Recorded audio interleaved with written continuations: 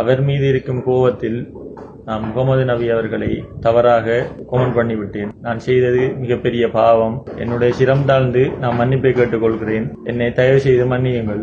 அன்பிற்கினிய சகோதர சகோதரிகளே, நம்ம வாழக்கூடிய இலங்கை திருநாடு என்பது சிங்கள பௌத்த சகோதரர்கள், அதே போன்று தமிழ் ஹிந்து சகோதரர்கள், அதே நேரத்தில் இஸ்லாமிய சகோதரர்கள் என்று மதத்தாலும் மொழியாலும் பல வகையான கொள்கைகளை பின்பற்றக்கூடிய, பல மொழிகளை பேசக்கூடிய மக்கள் வாழக்கூடிய ஒரு நாடாக இருக்கிறது. முடிந்த வரைக்கும் நாம் அத்தனை பேரும் எப்படியாவது ஒற்றுமைப்பட்டு இந்த நாட்டுக்குள் வாழ வேண்டும் என்கிற பல முயற்சிகள் பலதரப்பாலும் எடுக்கப்பட்டு வருகிறது. இந்த நிலையில அவ்வப்போது ஏதாவது ஒரு பிரச்சனை வருகிற போது பிரச்சனைக்குரிய நபரை கண்டிப்பதை விடுத்துவிட்டு அந்த நபர் சார்ந்த மதத்தையோ அல்லது அந்த நபர் சார்ந்த கொள்கைகளையோ கோட்பாடுகளையோ அந்த மதத்தினுடைய தலைவர்களையோ இகழ்ந்து பேசுவது, அவர்களை இகழ்ந்து பேசுவதால் சம்பந்தப்பட்ட மதத்தினருக்கே மன உளைச்சலை கொடுக்கிற இந்த செயல்பாடுகள் அவ்வப்போது நம்முடைய நாட்டில் அரங்கேறி வருவது நமக்கெல்லாம் தெரியும். கடந்த காலங்களில் பொதுபல சேனா என்கிற அமைப்பினூடாக இனவாதம் பேசிய ஞானசார தேரர் அவர்கள் தற்போது சட்டத்துக்கு முன்னால் தண்டனை பெறுகிற நிலைக்கு தள்ளப்பட்டிருக்கிறார். அதே போன்று இதற்கு முன்பதாக இனவாதம் பேசியவர்களும் தற்போது சட்ட நடவடிக்கைகளை எதிர்கொண்டு வருகிறார்கள். இந்த மாதிரியான ஒரு நிலை இருக்கிற நேரத்தில் மீண்டும் மீண்டும் சில சகோதரர்கள் மதத்தை அல்லது கொள்கைகளை, அந்த கொள்கைகளுடைய தலைவர்களை இகழ்வாக பேசுவது என்பது தவிர்க்க முடியாத தொடர்கதையாக மாறி வருகிறது. அந்த அடிப்படையில் கடந்த ஓரிரு நாட்களுக்கு முன்பதாக அனுஜன் செல்வராஜா என்கிற ஒரு சகோதரர் இவருடைய ஃபேஸ்புக் பக்கத்தில் நபிகள் நாயகம் ஸல்லல்லாஹு அலைஹி வஸல்லம் அவர்கள் தொடர்பாக அவர் போய் ஒரு சகோதரருக்கு கமெண்டினுடைய பகுதிகள் தற்போது சமூக வலைதளங்களில் வைரலாகி வருகிறது. தற்போது அதற்குரிய ஒரு விளக்க வீடியோவையும் அந்த சகோதரர் வெளியிட்டு இருக்கிறார். இவருடைய ப்ரொஃபைலை பார்க்கிற இடத்துல இவர் கல்முனை பகுதியைச் சேர்ந்தவர். மேபி அவர் ஃபாரின்ல ஒரு அரபு கண்ட்ரியில் ஒர்க் பண்ணிக்கிட்டு இருக்கிறாருங்கிறதையும் அறிய முடிகிறது. இந்த சகோதரர் ஒரு பின்னூட்டம், ஒரு கமெண்ட்டை போடுறாரு. நபிகள் நாயகம் ஸல்லல்லாஹு அலைஹி வஸல்லம் அவர்களை கேவலமாக அசிங்கமாக பேசும் விதமாக அந்த கமெண்ட் அவர் எழுதுறாரு. இந்த கமெண்ட் அவர் எழுதுறதுக்கான காரணமாக என்ன சொல்லப்படுதுன்னு கேட்டா, சமூக வலைத்தளங்களில் சுப்பிரமணி என்ற நாலுகால் ஜீவனின் ஒரு நபர் ஒரு நாயை தாக்குகிறார். அந்த வீடியோ சமூக வலைதளங்களில் வைரலாகியது. அந்த நாயை தாக்கியவர் ஒரு இஸ்லாமிய இளைஞர் என்கிற காரணத்தினால மிக கடுமையாக அதற்கு எதிரான கதையாடல்களும் கொண்டு வரப்பட்டது. நம்மளை பொறுத்தவரையில் யார் பிழை செய்தாலும் அது பிழை, அந்த பிழை அவரை மட்டும் சார்ந்ததுதான். ஒரு இஸ்லாமியர் ஒரு பிழை செய்கிறார் என்பதற்காக இஸ்லாமிய சமூகமே பிழையானது என்கிற பார்வையை எந்த சமூகமும் கொள்ளக்கூடாது. அதே போன்று ஒரு ஹிந்து ஒரு பிழை செய்கிறார் என்பதற்காக இந்து மதத்தை பின்பற்றக்கூடிய அத்தனை பேருமே இப்படிப்பட்டவர்கள் என்கிற பார்வையை இஸ்லாமியர்கள் கொள்ளவும் கூடாது. இதுதான் கிறிஸ்தவர்களை நோக்கியும் பௌத்தர்களையும் நோக்கியும் கூட நம் அத்தனை பேருடைய நேர்கொண்ட பார்வையாக இருக்க வேண்டும். ஒரு மனிதன் பிழை செய்கிறான் என்பதற்காக அவர் சார்ந்த மதத்தையும் அவர் சார்ந்த மதத்தை பின்பற்றக்கூடியவர்களையும் அவர் சார்ந்த மதத்தினுடைய தலைவர்களையும் அல்லது அவர்கள் உயிரினும் மேலாக மதிக்கக்கூடியவர்களையும் எப்படி இகழ்வுபடுத்த முடியும்? ஒருவர் நாயை துன்புறுத்துகிறார், அதற்கு எதிராக சட்ட நடவடிக்கை எடுக்கப்படுகிறது.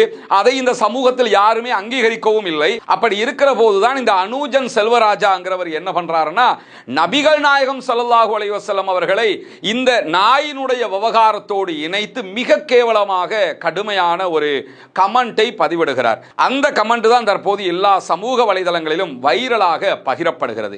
இந்த நேரத்தில் தான் அனுஜன் செல்வராஜா என்ன பண்றாருன்னா ஒரு வீடியோ பதிவை வெளியிட்டிருக்கிறார். அந்த வீடியோ பதிவில் தான் இஸ்லாமிய சமூகத்திடத்தில் மன்னிப்பு கேட்பதாக சொல்லியிருக்கிறார். நபிகள் நாயகத்தை பற்றி நான் இப்படி பேசியிருக்க கூடாது என்று தன்னுடைய வருத்தத்தையும் வெளியிட்டிருக்கிறார். இந்த இடத்துல மன்னிப்பை இந்த இஸ்லாமிய சமூகம் என்றைக்கும் புறந்தள்ளாது என்பதை அனுஜன் செல்வராஜா என்கிற சகோதரர் மட்டுமல்ல, என்னுடைய தொப்புள் கொடி உறவுகளாக இருக்கக்கூடிய அத்தனை சகோதர சகோதரிகளும் நீங்கள் புரிந்து கொள்வீர்கள் என்று நாங்கள் நம்புகிறோம். ஏன்னா ஒருபோதும் நாங்கள் மன்னிப்பை ஏற்க மறுத்ததில்லை. நாங்கள் மன்னிப்பதற்கு எப்போதும் தயாராக இருக்கிறோம். ஆனால் ஒருவர் செய்கிற பிழைக்காக அவருடைய சமூகத்தையே குறை காணுகிற இந்த போங்கு என்பது எதிர்கால சமூக நல்லிணக்கத்திற்கு எவ்வளவு ஆபத்தானது என்பதை நானும் நீங்களும் புரிந்து கொள்ள வேண்டும். ஏன்னா ஒரு காலகட்டம் இருந்தது, ஏர்போர்ட்ல யாரையாவது கைது பண்ணுவாங்க. கைது பண்ணினா அவர் இஸ்லாமியர் அல்லாத வேறு ஒரு மதத்தை சேர்ந்தவர்னா அவரோட பேரை மட்டும்தான் போடுவாங்க. இதே ஒரு இஸ்லாமியராக இருந்தால் அவருடைய பேரோடு சேர்த்து மதத்தையும் சுட்டி காட்டி செய்து போடுவார்கள். இப்படியான ஒரு காலகட்டத்தை நம்ம தாண்டி வந்துதான் இருக்கிறோம். காரணம் என்னன்னா, முஸ்லிம்கள் செய்தாலே அதை இஸ்லாத்தோடு இணைத்து விகாரப்படுத்தி இஸ்லாத்தையும் பிழையாக சித்தரிப்பதற்கு முனைகிற ஒரு போங்கு இருந்தது, இன்னும் சில இடங்களில் இருந்து கொண்டும் இருக்கிறது. இஸ்லாமியர்களை பொறுத்தவரையில், இஸ்லாத்தை பொறுத்தவரையில் என்னுடைய அன்பு தொப்புள் கொடி உறவுகள் ஒன்றை புரிந்து கொள்ளுங்கள். எங்களை பொறுத்தவரையில் நாங்கள் ஏற்றுக்கொண்டிருக்கக்கூடிய இந்த மார்க்கம், இந்த கொள்கை சரியானது, பிழைகளற்றது, இறைவனால் தரப்பட்டது என்கிற உயரிய நம்பிக்கையோடு நாங்கள் அதை ஏற்று பின்பற்றி கொண்டிருக்கிறோம், வழிபட்டு கொண்டிருக்கிறோம். அதே போன்று எங்களுக்கு இந்த கொள்கை கோட்பாட்டை கொண்டு வந்து தந்த இறுதி இறை தூதராக முஹம்மது நபி ஸல்லல்லாஹு அலைஹி வஸல்லம் அவர்களை நாங்கள் ஏற்றுக்கொண்டிருக்கிறோம்.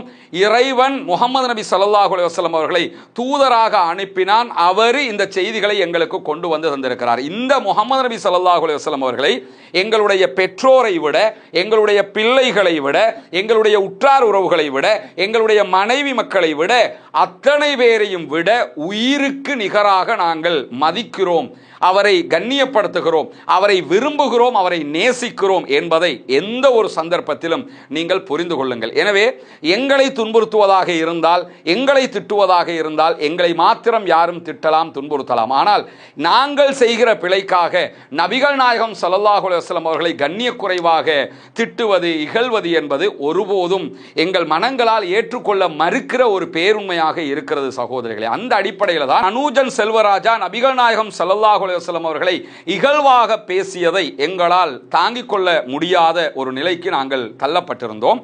அது மட்டுமல்லாம இஸ்லாத்தை விமர்சிக்க வேண்டுமென்றால் தாராளமாக நீங்கள் விமர்சிக்கலாம், கேள்வி எழுப்பலாம், விமர்சன கண்ணோட்டத்தில் பார்க்கலாம். இகழ்வாக பேசுவதை தவிர்த்து விட்டு நீங்க ஏன் 4 திருமணம் முடிக்கிறீங்க என்று என்னுடைய தொப்புள் கொடி உறவுகள் எங்களிடமே கேட்கிறார்கள். நாங்கள் அதற்காக தனியான நிகழ்ச்சிகளை நடத்துகிறோம். உங்கள் பெண்கள் ஏன் இப்படி ஆடை அணிகிறார்கள் என்று கேட்கிறார்கள். அதனை நாங்களே எங்ககிட்ட கேள்வி கேளுங்க, பதிலளிக்கிறோம் என்று சொல்றோம். நபிகள் நாயகத்தை பற்றியே உங்களுக்கு விமர்சனங்கள் இருந்தால் அதையும் நீங்கள் பகிரங்கமாக எங்களிடத்தில் கேட்கலாம். அதற்கெல்லாம் நாங்களே பதில் சொல்ல தயாராக இருக்கிறோம். அதை விடுத்துவிட்டு நபிகள் நாயகம் ஸல்லல்லாஹு அலைஹி வஸல்லம் அவர்களையும் அவர்கள் கொண்டு வந்த இந்த புனிதமிக்க இஸ்லாமிய மார்க்கத்தையும் இகழ்வாக பேசுவது என்பதை நாங்க மட்டுமில்ல, தொப்புள் கொடி உறவுகளாக இருக்கக்கூடிய என்னுடைய இந்து சகோதர சகோதரிகள், என் கிறித்தவ நண்பர்கள், சகோதர சகோதரிகள், பௌத்த பெரும்பான்மை சகோதர சகோதரிகள் யாருமே ஏற்றுக்கொள்ள மாட்டார்கள். எனவே நபிகள் நாயகம் ஸல்லல்லாஹு அலைஹி வஸல்லம் அவர்களை அனூஜன் செல்வராஜா இகழ்வாக பேசியது எங்களை வெகுவாக பாதித்திருக்கிறது. இருந்தாலும் அவர் தற்போது பகிரங்கமாக மன்னிப்பு கேட்டிருக்கிறார். எனவே அவருடைய மன்னிப்பை ஏற்றுக்கொள்வதில் எங்களுக்கு தயக்கமில்லை, மன்னிப்பதற்கு நாங்கள் தயாராக இருக்கிறோம். ஆனால் இஸ்லாத்தை நபிகள் நாயகத்தையும் இழிவுபடுத்துவதை ஒரு வன்மமாக யாரும் பயன்படுத்தக்கூடாது என்பதையும் தான் நாங்கள் இந்த இடத்திலே கோரிக்கையாக முன்வைக்க விளைகிறோம். ஏன்னா நபிகள் நாயகம் ஸல்லல்லாஹு அலைஹி வஸல்லம் உடைய காலத்தில் நபிகள் நாயகத்தினுடைய அன்பு மனைவி ஆயிஷா சித்திகா ரலியல்லாஹு அன்ஹா அவங்க மேல ஒரு அவதூறு செய்தி சொல்லப்படுகிறது. அந்த அவதூறு அன்னை ஆயிஷா ரலியல்லாஹு அவர்களை மாத்திரமல்ல, அவருடைய தகப்பனார் அபூபக்கர் சித்திக் ரலியல்லாஹு அவர்களை மாத்திரமல்ல, நபிகள் பெருமகனார் ஸல்லல்லாஹு அலைஹி வஸல்லம் அவர்களையும் வெகுவாக பாதிக்கிறது. அது ஒரு காட்டு தீ போல சமூகத்துக்கு மத்தியிலே பரவுகிற நேரத்தில் அல்லாஹு தஆலா திருமறை குர்ஆன்ல ஆயிஷா சித்திகா இப்படியான ஒரு தவறை செய்யவில்லை, அவர்கள் தூய்மையானவர்கள் என்று பரப்பப்பட்ட அவதூறுக்கு எதிராக இறை செய்தியையே இறக்கி ஆயிஷா சித்திகா ரலியல்லாஹு அன்ஹா அவர்களை தூய்மைப்படுத்துகிறான். சஹீஹுல் புகாரி என்கிற நபிமொழி தொகுப்புல இந்த செய்தி ஆதாரபூர்வமாக பதிவு செய்யப்பட்டிருக்கிறது. இந்த நேரத்தில் நபிகள் நாயகத்தின் மனைவி அபூபக்கர் சித்திக் ரலியல்லாஹு அன்ஹு என்கிற நபிகள் நாயகத்தின் உற்ற நண்பருடைய மகள் மீது அவதூறு சொல்லப்பட்டிருக்கிறது. எனவே என்னுடைய பிள்ளையின் மீது அவதூறு சொல்லியவர்களுக்கு இனிமேல் நான் உதவி செய்ய மாட்டேன் என்று சொல்லி அபூபக்கர் சித்திக் அவர்கள் உதவிகளை மறுக்கிறார்கள். அந்த நேரத்தில் அல்லாஹு தஆலா என்ன பண்றான்னா ஒரு அற்புதமான திருமறை குர்ஆனுடைய வசனத்தை இறக்குகிறான். அந்த வசனத்தில் இப்படி அவதூறு எல்லாம் பண்றவங்களுக்காக நீங்க சத்தியம் பண்ணி உதவி செய்ய மாட்டேன் எல்லாம் சொல்லாதீங்க, அவர்களை மன்னித்து அலட்சியம் செய்து விடுங்க. விடுங்கள் என்று சொல்லக்கூடிய இறைவன் அல்லாஹ் உங்களை மன்னிக்க வேண்டும் என்று நீங்கள் விரும்ப மாட்டீர்களா என்கிற ஒரு கேள்வியையும் நம்மை நோக்கி கேட்கிறான். எனவே நம்மளை அல்லாஹ் மன்னிக்க வேண்டும் நம்முடைய பாவங்களுக்காக என்று நம்ம விரும்புகிற மாதிரி அந்த சகோதரர் செய்தது 100% பிழை, தவறு, மிகப்பெரியதொரு இகழ்வான வார்த்தையை முகமது நபியை பற்றி அவர் சொல்லி இருக்கிறார். ஆனால் அவர் தற்போது தான் உணர்ந்து கொண்டதாகவும் தான் பேசியது பிழை என்றும் பகிரங்கமாகவே மன்னிப்பும் கோரியிருக்கிறார். எனவே அவருடைய மன்னிப்பையும் ஏற்று அலட்சியம் செய்து விடுவதுதான் நமக்கு இருக்கக்கூடிய பெருந்தன்மையாக இஸ்லாமிய சகோதரர்கள் இந்த இடத்திலே கடைபிடிக்க வேண்டிய முக்கியமான அணுகுமுறையாக இருக்கிறது. திருமறை குர்ஆனுடைய 8வது அத்தியாயம் 61வது வசனத்தில் அற்புதமான ஒரு செய்தியை இறைவன் நபிகள் நாயகத்திற்கு கற்றுக் கொடுக்கிறான், நமக்கும் உரியதாக. என்ன சொல்றான்னு கேட்டா, முகம்மதே அவர்கள் சமாதானத்தை நோக்கி சாய்ந்தால் நீங்களும் அதை நோக்கியே சாய்ந்து விடுங்கள். இந்த செய்தி கற்றுத்தருகிற பாடம் என்னன்னா, சம்பந்தப்பட்டவர் சமாதானமாக கடந்து செல்வதற்கு மன்னிப்பு கேட்டிருக்கிறார். எனவே நாமும் மன்னித்து அதன் பக்கமே சாய வேண்டும் என்பதை இறைவன் நமக்கு திருமறை குர்ஆனிலே கற்றுத்தருகிறான். அதே போன்று நபிகள் நாயகம் ஸல்லல்லாஹு அலைஹி வஸல்லம் அவர்கள் சொல்லக்கூடிய இன்னும் ஒரு நபிமொழி சஹீஹ் முஸ்லிம் என்கிற நபிமொழி கிரந்தத்திலே பதிவு செய்யப்பட்டிருக்கிறது. அல்லாஹுக்காக ஒருவர் பணிவு காட்டினால் அவரை அல்லாஹ் உயர்த்தாமல் இருப்பதில்லை என்கிறார்கள் அல்லாஹ்வுடைய தூதர் ஸல்லல்லாஹு அலைஹி வஸல்லம் அவர்கள். எனவே பணிவு காட்டுவோம், மன்னித்து கடந்து போவோம். அந்த சகோதரர் உணர்ந்திருக்கிறார், அவருடைய உள்ளத்தை பீத்து பார்க்கிற உரிமை நமக்கு கிடையாது. அவர் இதுக்காக சொல்லியிருக்கலாம், சட்டத்துக்கு பயந்திருக்கலாம், வேறு எதுக்காவது அஞ்சிருக்கலாம் என்கிற வாத பிரதிவாதங்கள் எல்லாம் இந்த இடத்திலே தேவையற்றது.